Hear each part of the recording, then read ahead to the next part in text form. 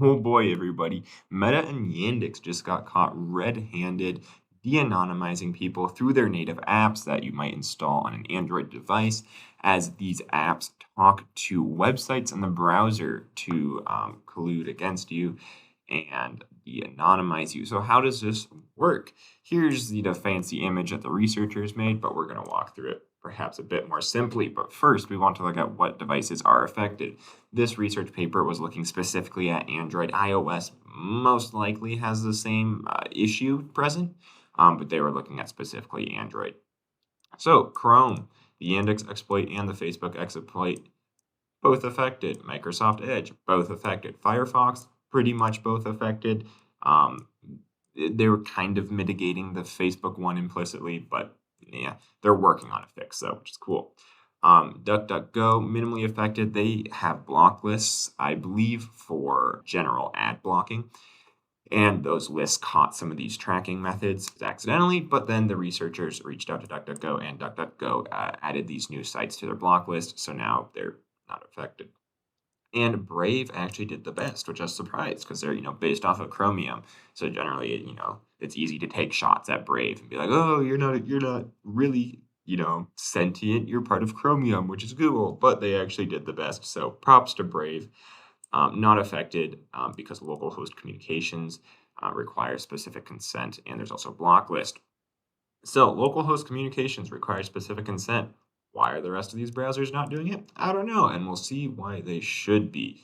This seems like a massive hole in everyone's security that they just didn't bother doing anything about. So, props to Brave. Everyone else, come on, localhost. Why should a browser ever be talking to localhost besides like development reasons?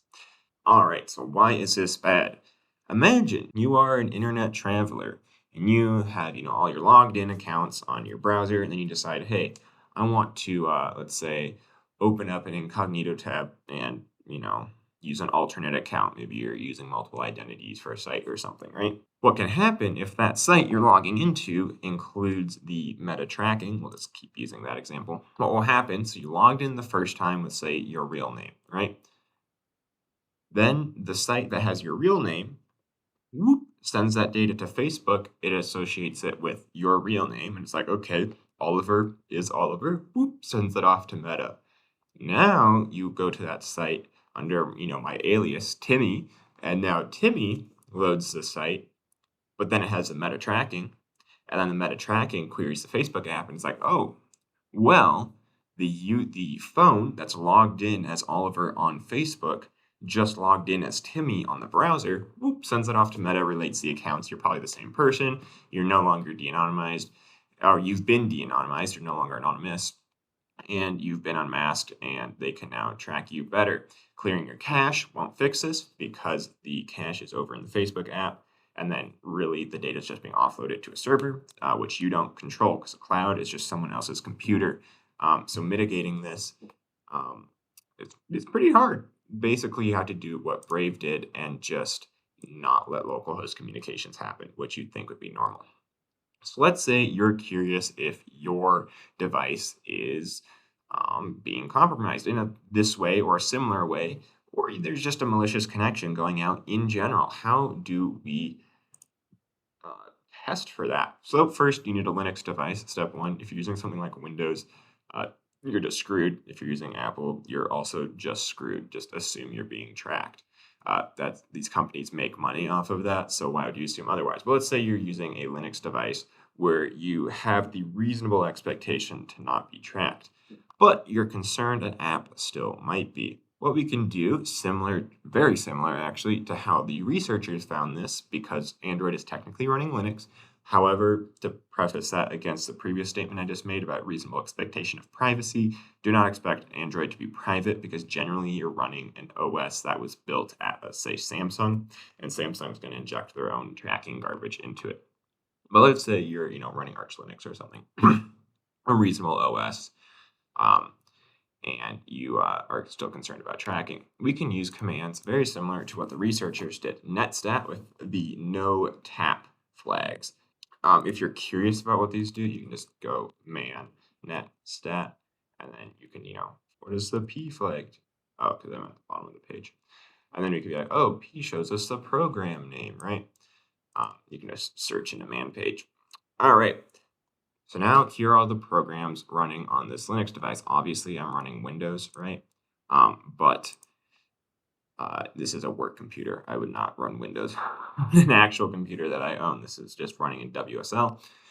If all those words went over your head, don't worry about it. We're going to now see what this Linux device is listening to. So we see that systemd resolve is listening on port 53 on the localhost. That's very normal. Systemd resolve is DNS. Port 53 is DNS. But what's this? 11434. That's a weird port, and that's also a port that's high enough where you don't need special privileges to listen to it. Is an application maliciously listening on this port?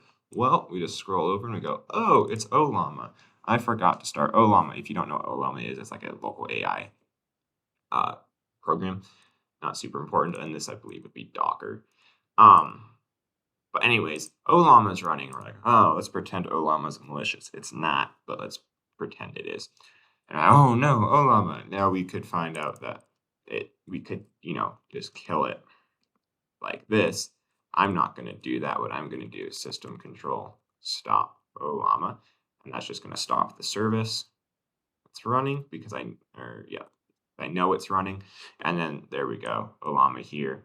We stopped it. It's no longer here. Generally, kill is probably what you want, but you'd want to also figure out how the program started. This is great if you just, ooh, what's the snapshot of the system? What's talking? But how do we know, because then if I asked, my website for information, but it obviously doesn't go back and edit the history. And then if we, and if we, open this now, the connection's already been open and closed. So how do we have a continuous view of the network connections happening on our Linux system?